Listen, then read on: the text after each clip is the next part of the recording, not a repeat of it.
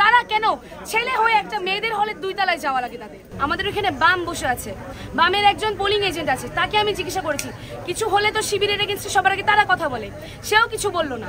তাহলে তারা কোন অভিযোগের ভিত্তিতে আসলে ঢোকে?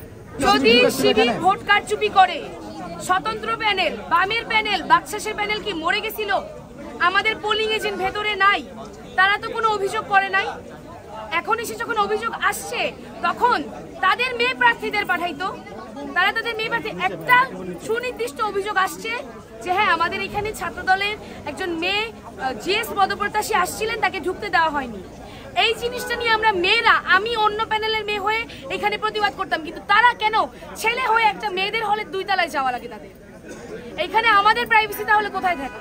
আচ্ছা, ছোট্ট একটা কথা জানতে চাই, কেউ যদি প্রার্থী হয়েও থাকে সেক্ষেত্রে কি মেয়েদের হলে প্রবেশ করার সুযোগ আছে? মেয়ে হলে মেয়েদের হলে একজন প্রার্থী ঢুকতে পারে। আমি তারা মনে ছিলাম, আমি ফজিলাতুন্নেসাতে ছিলাম, কিন্তু একজন ছেলে তো ঢুকতে পারবে না, সে বড়জোর বাইরে থেকে দেখে চলে যাবে। বিভিন্ন কেন্দ্রে আমরা শুনছি প্রচারপত্র বিলি করা হচ্ছে, আগের দিন রাতের বেলা লিফলেট দেওয়া হয়েছে, প্রচারণা তার আগের দিন শেষ হয়ে গিয়েছিল। তাহলে এই জিনিসগুলো কাকে আসলে ফ্যাসিলিটেট করার জন্য করা হচ্ছে? আপনি তো ভিতরে ছিলেন, সে বললো যে ভিতরে ছাত্র শিবির গুপ্ত সংগঠন তারা কারচুপি করছে, আপনি দেখেছেন এমন কিছু? আমি এরকম কিছু দেখিনি, আমি অন্য দলের, আমি বাকশাল সমর্থিত শিক্ষার্থী ঐক্য ফোরামের, আমি দেখিনি। আমাদের ওখানে বাম বসে আছে, বামের একজন পোলিং এজেন্ট আছে, তাকে আমি জিজ্ঞাসা করেছি কিছু হলে তো শিবিরের এগেইনস্টে সবার আগে তারা কথা বলে, সেও কিছু বললো না। তাহলে তারা কোন অভিযোগের ভিত্তিতে আসলে ঢোকে? আচ্ছা, এখন পর্যন্ত কি ভোট কার্যক্রম বন্ধ? এখন পর্যন্ত ভোট কার্যক্রম বন্ধ রাখা হয়েছে এবং বলা হয়েছে প্রধান ইলেকশন কমিশনার না আসা পর্যন্ত কোনো কথা হবে না, কোনো ভোটও নেওয়া হবে না।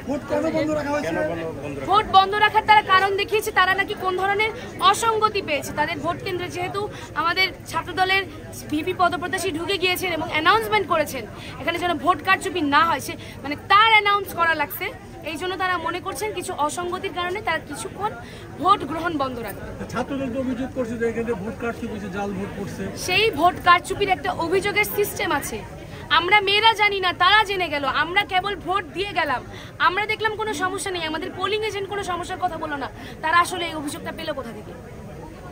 একজন ভোটার যদি কোনো অভিযোগ করে আপনার তো আগে ওটা নিরীক্ষণ করতে হবে। আপনি একজন ছেলে হইলে আপনার তো আগে দেখতে হবে আপনার মেয়ে পদের কারা আছে, তাদেরকে পাঠানো যেত না?